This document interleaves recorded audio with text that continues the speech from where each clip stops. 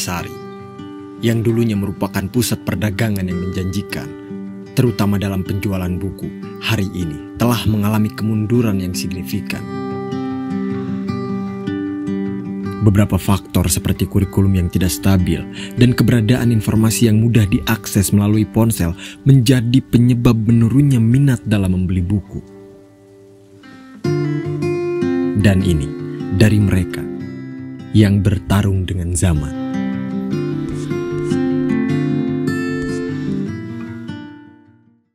Dengan Bapak siapa, Pak? Pak Rukmawan. Rukmawan. Di sini selaku apa, Pak, di Palasari?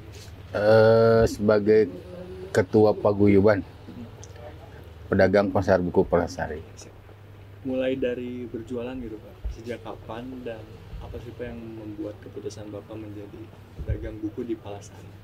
Sebetulnya begini, Palasari itu sejarahnya dulu tuh dari Cikapunung dulu. Dari tahun 70 sebenarnya para pedagang buku itu udah ada, senior-senior kita. Dari sana kita berdagang. Beberapa kali pindah kan gitu. Pindah ke sana. Nah, terakhir waktu tahun 80 itu ada HUT Konferensi Asia Afrika yang keberapa gitu ya. Dianggap mungkin pemandangnya kurang pas gitu. Nah, kita dipindah ke sini. Nah, ini teh dari Palasari ini mulai tahun 80 sampai sekarang. Bapak termasuk yang ada di tahun 80 itu tuh, Pak? Nah, saya dari 70 udah ikut. Dari kecil saya udah ikut, dipindah ke sini saya juga ikut gitu. Sampai sekolah? Sampai sekolah saya udah ikut gitu. Apa, Pak, yang membuat Bapak sampai sekarang bertahan? Dan Bapak waktu awal-awal tuh memilih untuk bergabung di penjualan buku. Kalau dulu sih pedagang buku itu menjanjikan. Jadi karena emang buku itu jarang gitu. Jadi banyak dicari orang. Nggak kayak sekarang. Sekarang kan buku terus aja keluar. Kalau dulu enggak. Buku itu satu buku misalkan itu paling dicetaknya berapa? Paling satu penerbit nyetak buku 1000 tapi keperluannya banyak gitu. Jadi kalau dulu itu prospek sekali. Jadi untuk buku tuh bisa diandalin lah waktu dulu. Nah, itu kalau sejarahnya kenapa kita bertahan di situ sampai saya beres kuliah juga saya bertahan karena emang waktu itu buku menjanjikan penghasilannya. Kuliah berarti di mana, Pak? Waktu itu saya hukum Uninus tahun 84, beres 91. Terus tapi ada beririsan sama buku itu bisa kan, Bapak kenapa nggak lebih fokus di hukum kan? Atau gimana? Ya kita sebetulnya begitu beres juga kita konsennya ke perdagangan aja karena emang waktu itu menjanjikan sekali lah, kita bisa beli apa gitu dari buku itu. Jadi emang menjanjikan. Makanya kita fokusnya ke usaha aja dulu. Berarti kalau dulu menjanjikan prospeknya baik ya, Pak, ya. Berarti kan ada suatu pergeseran nih, Pak. Dengan zaman sekarang tuh kondisinya penjualan buku gitu, Pak. Wah, kalau dulu sama sekarang mah jauh bedanya. Jauh sekarang. Kalau dulu kan setiap orang pasti beli buku satu lagi. Kurikulum dulu itu nggak rubah. 10 tahun itu pasti bukunya itu aja. Jadi kita bisa, ini tahun ajaran mau rame, kita udah stok, udah siapkan karena tahu buku yang akan dipakainya ya pasti itulah, gitu kan. Kalau sekarang beda lagi. Kalau sekarang tahun ajaran sekarang pedagang bingung buku yang mau dipakai yang mana. Pedagang nggak tahu, gitu kan. Udah ada yang nyari, baru kita tahu oh buku ini yang dicapai. Kita nggak tahu jumlahnya berapa yang dibutuhkan. Itu kalau pedagang sekarang. Jadi selain itu juga kan kurikulum yang sekarang beda lagi, rubah-rubah terus. Jadi kita nggak bisa stok.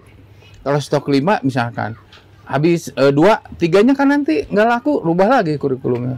Itu kendalanya. Berarti dulu yang paling penyumbang besar bisa dikatakan pendapatan gitu ya, Pak. Pasti itu berarti dari para pelajar, dari sekolah. Pelajar sama mahasiswa itu pasti. Tapi sekarang masih terasa gitu, Pak. Kalau sekarang mah jauh sekali. Lihat aja Palasari itu sekarang. Banyak sekali, jauh dari 100% mungkin sekarang cuma 10%. Itu sekarang collab sebetulnya, makanya dari sini ya kalau bisa, ini kan pers ya gitu. Jadi dari wawancara ini mungkin bisa membantu memfasilitasi kepada pemerintah setempat, baik Kota Madia atau Jawa Barat, bagaimana Palasari itu bisa hidup lagi. Kalau gini terus mah kita bisa menunggu waktu lah, kita bisa udahan nanti gitu kan, gitu. Nah. Bisa benar-benar kehabisan napas. Ya, kan? Betul, betul. Ini udah terpuruk sekali. Momen kalau bicara soal momen kehabisan napas ini Pak, mulai terasa itu dari tahun berapa Pak? Itu sekarang 2020 udah mulai penurunan ke sini. Tambah lagi kemarin ada COVID gitu ya. Ada COVID. Sebenarnya COVID itu masih ada 1-2 orang beli. Tapi begitu beres COVID yang harusnya kita kan harus sudah bisa berjalan, malah sampai sekarang menghilang yang belinya. Berarti bisa dikatakan sepanjang 2020, 2021 sampai 2023 itu semakin ini Pak landai Pak. Bukan landai, drastis aja gitu penurunannya. Nah, gitu. Ada pengaruh dari penjualan online juga nggak Pak? Salah satu pengaruhnya ini. Yang pertama kan sekarang hampir tiap judul buku ada PDF-nya. Kalau PDF ada kita tinggal ngeprint. Itu salah satunya. Yang kedua, yang itu yang kurikulum yang tidak menentu, berubah-ubah terus. Sekarang ini gitu. Banyak faktornya yang apalagi sekarang semua ilmu ada di HP. Dulu kalau orang mau masak beli bukunya dulu.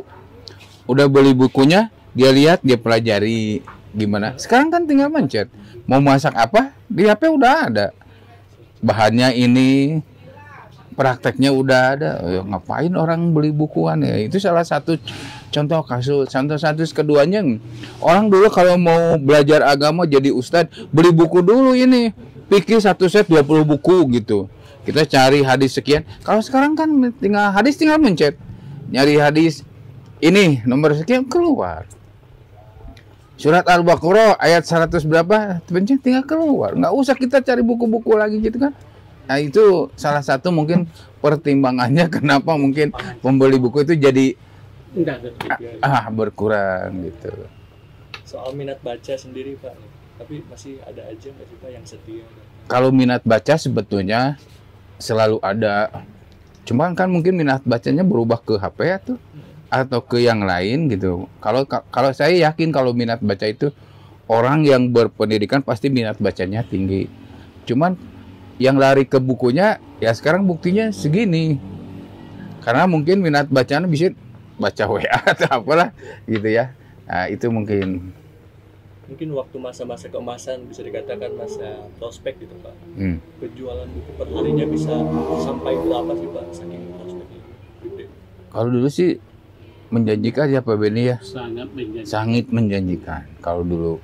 Jadi bisa diandalkan lah gitu untuk kebutuhan sehari-hari, untuk anak sekolah, biaya sekolah. Kalau sekarang mah untuk kebutuhan resiko sehari-hari juga kita harus berpikir takor.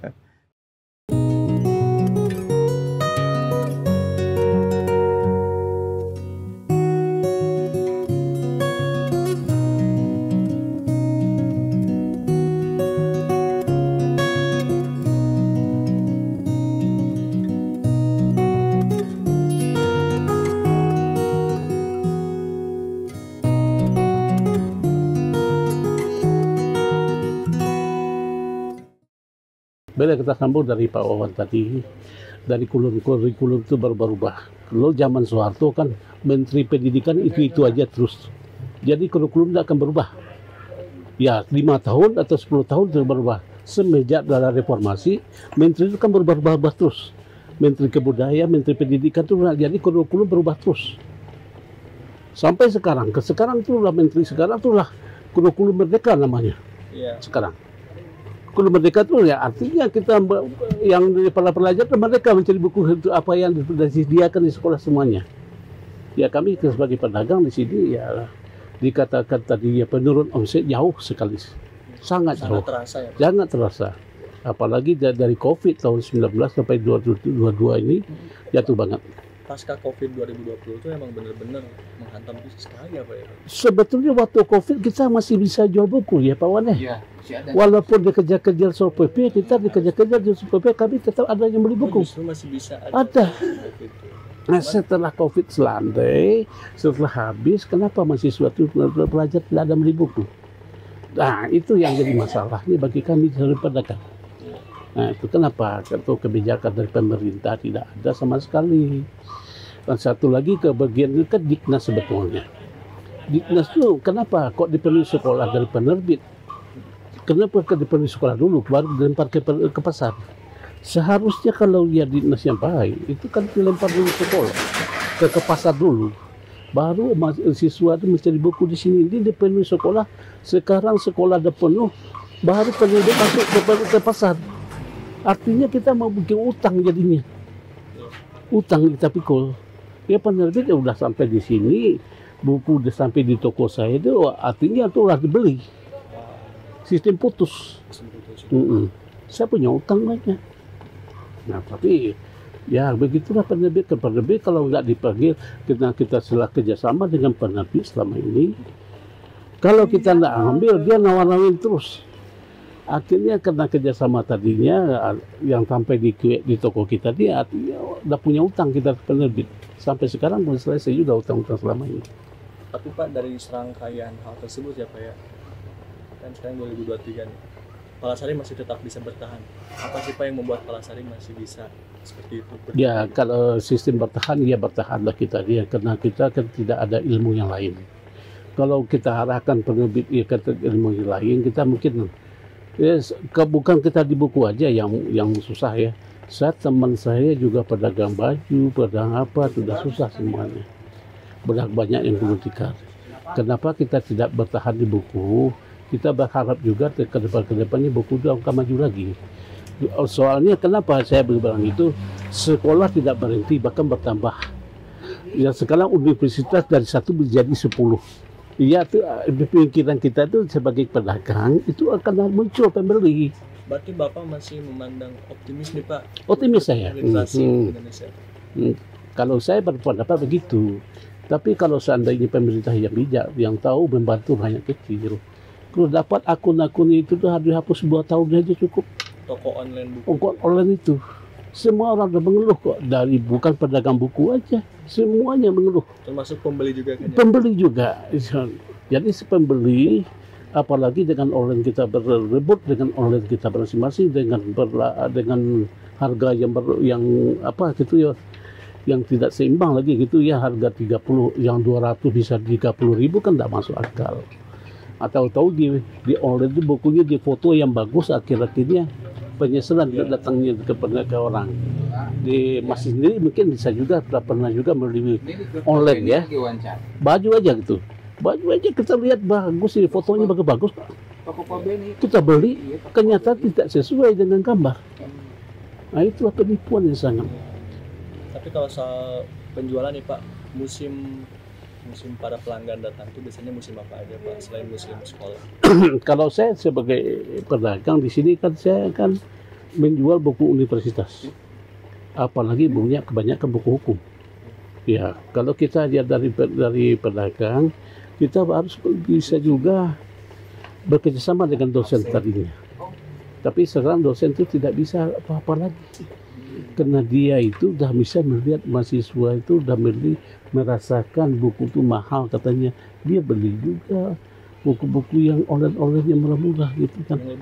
Lebih murah. Tapi yang kenyataan yang dibeli murah itu tidak bisa dibaca. Kualitasnya itu. Kenapa online murah? Dia kan nggak punya toko juga bisa dagang, ada akun. Ya. Dia nggak usah bayar kontrak, ya bayar retribusi. Ya, betul ya. Itu Pak, terus nggak usah bayar karyawan. Itu kenapa? Karena satu pertimbangannya di situ mungkin Pak Beni ya. Bisa begitu. Modalnya lebih sedikit ketimbang seperti Pak Beni yang harus buka toko. Iya betul sekali itu. Modal resiko mungkin, resikonya lebih sedikit. Persaingan itu yang susah banget sekarang. Oh berarti sekarang penjual buku konvensional kan bisa dikatakan yang masih offline di toko ini persaingannya sama yang online itu ya Pak? Iya. Pak Beni adaptasi dengan hal tersebut gimana? Adaptasi maksudnya? Menghadapi kan ada persaingan juga nih di online ya? Ya kalau saya udah sebetulnya saya ikut juga dengan online. Tapi saya ngomong tadi kan yang namanya tadinya awal-awal kita masuk dengan di apanya persentasenya kecil untuk yang punya sekarang Sudah 10 sampai 11% dipotong langsung. Dari 2,5 sekarang udah 8,5% dipotong langsung duit kita. Kita pembeliannya cuma 200, tahu udah dipotong 10%, 11% berapa? 90, 90 diambil langsung. Ya karena itulah yang saya lihat itu. Kalau saya lihat pikir-pikir semuanya itu kalau online itu kita udah capek. Membungkusnya, pengirimannya, untungnya tipis. Nah itulah kalau kita yang jual buku-buku asli yang nggak gini.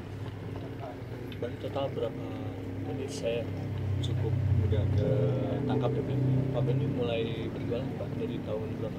Tahun 95. 95. Sampai sekarang berarti udah berapa tahun nih Pak? 95 sampai 3 sekarang 23. 20 hampir 20 tahun. Lebih lah 25 tahun lebih. Terus bertahan ya Pak ya berarti. Lebih bisa tahan. Dengan menyimpan optimisme yang tadi Pak ya. Iya.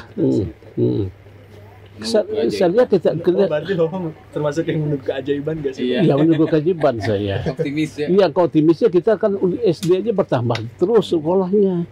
Satu lagi universitas dari berapa yang di Bandung ini saya lihat waktu 95 itu berapa bisa dihitung universitas. Sekarang udah banyak universitas. Optimis saya karena universitas udah banyak, optimis saya itu pembeli buku makin ada. Nah, berhubungkan menanti keajaiban ya Pak istilahnya dan menanti menunggu ini kebijakan yang berpihak maksudnya. Kebijakan berpihak lagi. Bukan kewajiban. Kewajiban itu Allah yang menentukan. Kalau kebijakan yang berpihak itu antara pemerintah dengan pedagang lagi itu. Berarti sekarang kan dirasa atau bahkan bukan dirasa lagi mungkin kenyataannya nggak berpihak ya. Nggak berpihak bentuknya. Sekarang kan sudah kurikulum merdeka. Selamanya kita pernah kita lihat kurikulum 13, kurikulum ini. Tapi untungnya saya di mahasiswa tidak jatuh-jatuh banget. Kalau yang bermain dengan buku pelajaran SD sampai ke SMA banyak yang jatuh. Ya, karena kalau dia stop bukunya dengan kurikulum 13, berubah menteri, dia berubah lagi. Berarti Bapak yang sekarang yang berjualan itu soal buku-buku. Ya, terfokus saya ke universitas semua. Perguruan tinggi lah. Ya. Menyasarnya itu ya. Betul. Kalau realitanya Bapak melihat kawan-kawan yang berjualan buku terus menyasarnya sekolahan gitu jatuh. Banyak itu Mbak. Sebetulnya kami saya berpikir hidup segan mati nggak mau. Iya. Nah, kan Bapak mati nggak mau nih Pak. Ya. Bertahannya tuh sejauh ini kayak gimana sih Pak? Saya masih bertahan. Kenapa saya bertahan? Optimis saya kayak tadi. Ya, kita menunggu. Ya mana tahu dengan kejawaban tadi atau kebijakan tadi, ya, kita ada realisasi lagi bagus lagi nantinya. Berarti sabar juga berarti. Sabar sebetulnya. Kalau kita bertahan di rumah, saya akan perantau. Dari mana Pak? Dari Sumatera Barat, Padang. Kami kebanyakan perantau, bahwa berubah di sini orang Sunda. Ya alhamdulillah dia sudah punya apa di sini, ya udah punya rumah, udah punya anak udah besar semuanya, udah. Kalau saya masih jauh lagi kan, tadinya kan masih mengontrak kan begitu. Tapi kalau toko nggak ada ngontrak saya lagi. Kita dari tahun 93 kebakaran itu tuh kan ada yang namanya ada jatah untuk kebakaran, kan ada toko kita kan ada yang di atas tadinya Pak ya Pak Wan ya. Jadi rumah kita nggak hilang. Di tempat di sini. Kalau tadinya Pak Dada ngomongnya ini adalah tempat sementara, ini tempat sementara yang juara sebetulnya nih. Sampai sekarang. Sampai sekarang. Tahun 93. Tempat sementara sini tahun 93. Udah 2003.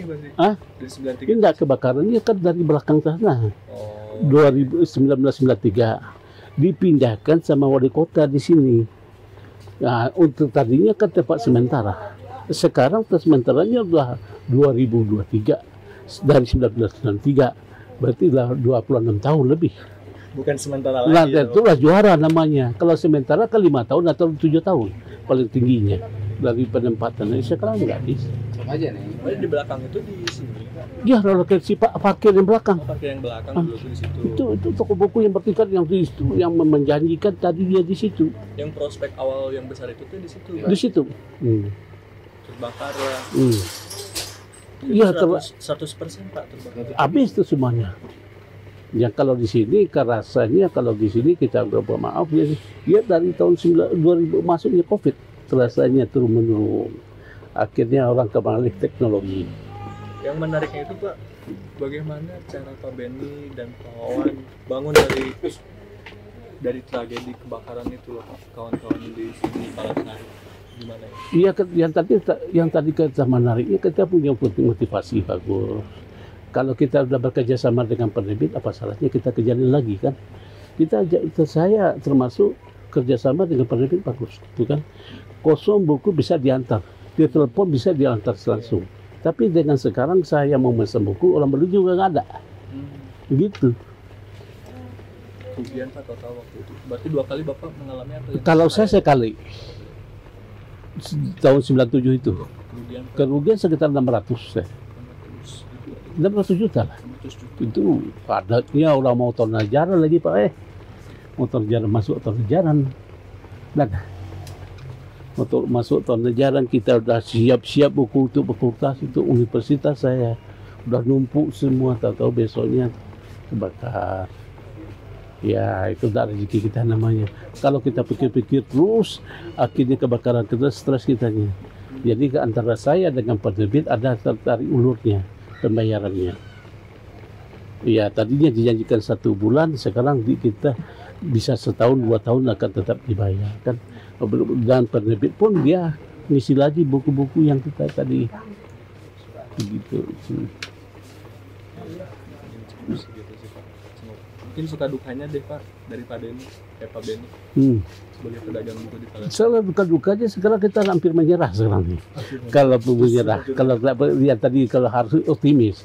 Kalau dukanya, sukanya dulu ya kita enak mencari duit di sini. Kenapa saya bilang enak? Kita bisa menjanjikan dalam sehari dapat begini dengan toko ini 3 pintu ini bisa saya berdapat 20 juta, 25 juta waktu itu. Makanya dari Pak Wawan enaknya di situ. Enaknya mencari duit, optimis kita untuk maju tadi.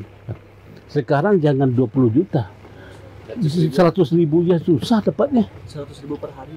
Iya. Ya 100 ribu dapat buku yang sebanyak ini kita jual. Ini kan ada omsetnya, ini ada sekitar 600-700 juta.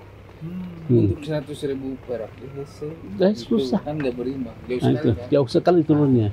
Saya tahun ajaran, ya alhamdulillah tahun ajaran masuk fakultas hukum, masuk universitas lain, saya bisa menampung 25 juta, 30 juta. Itu sukanya. Cuman sekarang? Dukanya sekarang ya kita 25 juta, 100 ribu ya susah. 2020 itu. 20 kespesialan sana. Iya pengaruh dari online. Online satu lagi dari kurikulum tadi ya, kita berubah-ubah antara penerbit ke pedagang dihabiskan dari sekolah dulu, penuh sekolah dulu baru masuk ke sekolah. Jadi kasihan ini Erlangga ini jangan tanggung-tanggung biayanya. Satu buku ada 200. Terus 200, 300. 100 ribu. Karena dia terjalin kerjasama dengan Erlangga. Ya, karena kemarin saya dengan cerita-cerita terus saya himpun terus karena saya sebagai pengurus kan. Gitu dia dengar dengan pembeli, Pak saya udah beli buku di sekolah-sekolah dari disiapin. Iya. Terus sekolahnya tuh udah kemana? Bahkan udah ke penerbitnya langsung gitu ya? Iya, kerjasama dengan penerbit. Jadi udah penuh di sekolah, stok masih ada di kantornya, di gudangnya, baru dilempar ke relasi dia. Dia tinggal nunggu utang aja dan sebanyak gini lagi. Ada mungkin dia punya konsignasi, ya paling konsignasi berapa persen itu dikembalikan. Itu saya sangat-sangat tidak setuju dengan kebijakan lain begitu penerbit itu. Tapi kalau melihat dari tingkat literasi masyarakat Bandung nih Pak, dari tahun ke tahun, kalau minat baca pasti ada, tapi untuk pembeli buku ke Palasari ya mungkin susah. Ada orang yang PDF dijual, buku di PDF ya dijual baru 15.000 satu buku ini.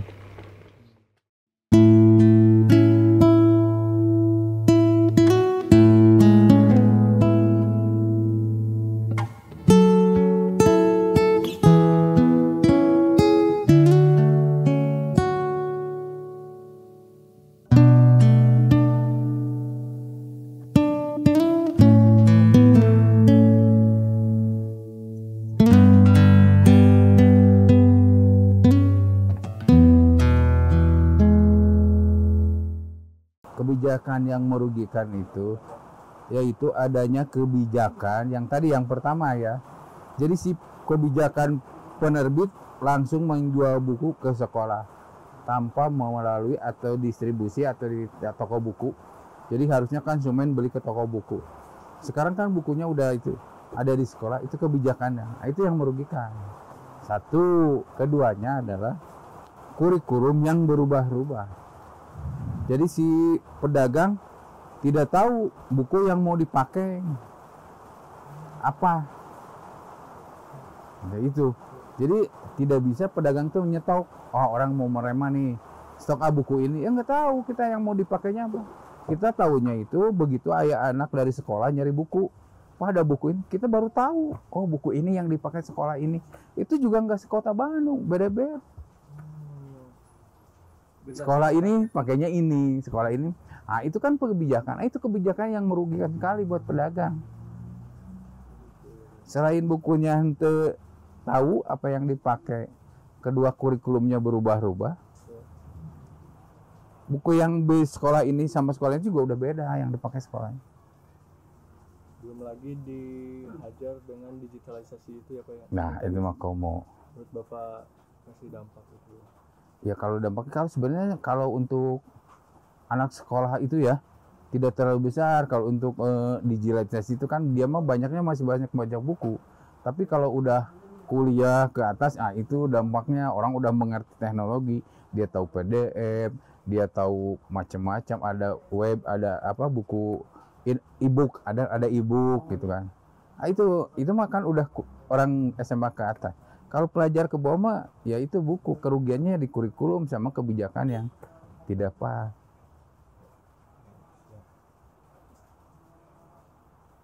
Mungkin terakhir sekali sih itu Pak. Harapan Bapak dari adanya peringatan Hari Buku Nasional Pak, selain meningkatkan literasi tentunya. Ya harapannya gitu membudayakan lagi baca buku fisik ya. Itu harapannya. Kenapa? Selain kualitasnya bisa dipercaya, itu kan wujudnya juga ada. Yang paling inti adalah ilmunya bisa dipertanggungjawabkan karena pengarangnya jelas. Itu satu. Yang kedua juga yaitu membantu para pedagang buku yang ada. Jadi buku berjalan lagi. Harapan dari Hari Buku Nasional itu ya. Itu. Kembali ke fisik lah. Jadi ada sirkulasi pedagang jalan lagi gitu. Kalau menurut pedagang, sisi pedagang ya gitu. Itu. Alasannya itu. Selain bukunya bisa dipertanggungjawabkan karena jelas pengarang penerbitnya, yaitu yang jualan bisa ini. Kalau dilihat toko buku di Bandung semua pada bangkrut bos. Toko buku mana yang ada di Bandung sekarang? Tinggal Gramedia. Gramedia juga dulu 2 lantai, sekarang pasti satu sudut. Ya, bangkrut semua toko buku di kota Bandung. Di Gramedia itu adalah tulis yang banyak lagi. Untuk buku juga. Karena kebijakan, nggak ada toko buku yang bertahan. Palasari lah yang bertahan. Karena orang semua bangkar semua. Mungkin boleh Pak, ada keinginan juga nggak sih Pak kayak mungkin boleh sedikit diceritain Pak waktu Palasari menjadi destinasi wisata oleh Ridwan Kamil. Ya ceritanya para pedagang ya senang lah. Jadi menjadi salah satu titik tujuan. Tahun berapa itu Pak? Waktu Pak Ridwan Kamil menjabat wali kota 5 tahun ke belakang, berarti kan sekarang beresnya. Awal sekali. Gitu. Yang kayak gitu. Ada. Gimana Pak dampaknya Pak itu? Ya hiduplah karena walaupun ini kan jadi dikunjungi, diketahui dari Universitas Andalas, misalkan dari ke sini ada ya sambil wisata dia juga ada yang beli buku kan gitu. Jadi destinasi. Ya, gitu.